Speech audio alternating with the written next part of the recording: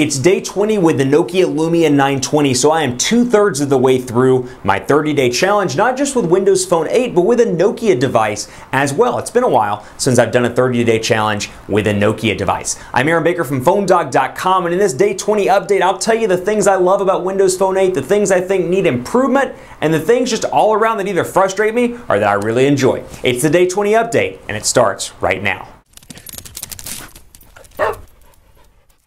Day 20 with the Nokia Lumia 920, and let's talk about applications for a minute, because that's the question I get most frequently on Twitter. If you do have a question, by the way, for the challenge, there are 10 days left. Hit me up on Twitter at PhoneDog_Aaron, and I'll do my best to answer your questions in one of the following videos for the 30-day challenge. But here we have the store, and of course I've talked about this before. You have AT&T featured in Nokia Collection, but you know, there are a lot of things. Instagram, I can't talk and type at the same time. Instagram. And there is Instagram, but for example, Instagram they have music, but they don't have the actual application itself. What they do have, Dagram, and I can't type sideways, D-A-G-R-A-M, and then that application, WP-gram, pops up, and of course some Instagram stuff down through here.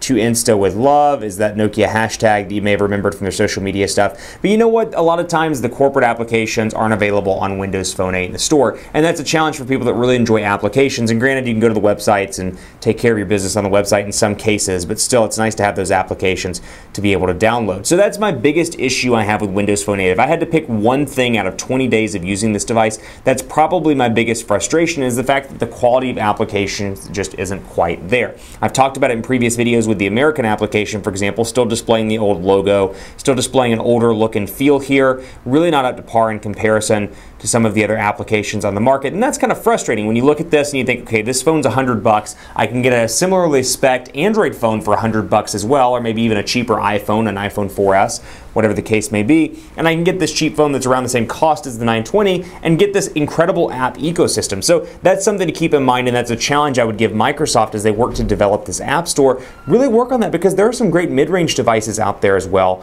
that are really competing for the buck, and at $99 there are quite a few that are competing. So overall, messages have been good. You know, I complained early on about the messaging and the way that the notifications pop up on the Windows Phone 8 devices, and overall I've gotten used to it. It's not the best by any stretch of the imagination. It could be a little bit better. I don't like the fact that it pops up here at top and that's it. I'd love to have some more notifications, but what I do like is, for example, when I get a text, it pops up top, or if I'm at my lock screen, I can customize it, and I actually don't remember what I have it on right now, but I can customize where I get a couple of additional areas, or a couple of additional lines, if you will, for additional stuff. So for example, let's see, what am I looking for?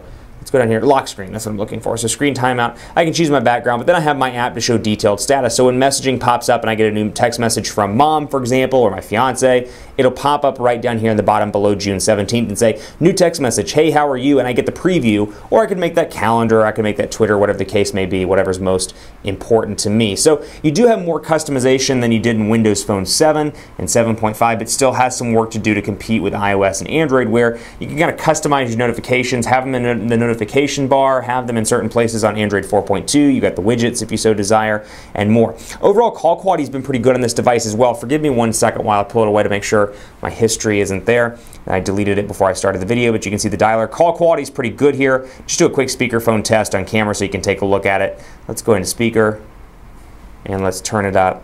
And like I've said in previous videos, I really enjoy the red also. Don't really have a whole lot of new stuff to report in this video. I'm just getting into the meat of using this device.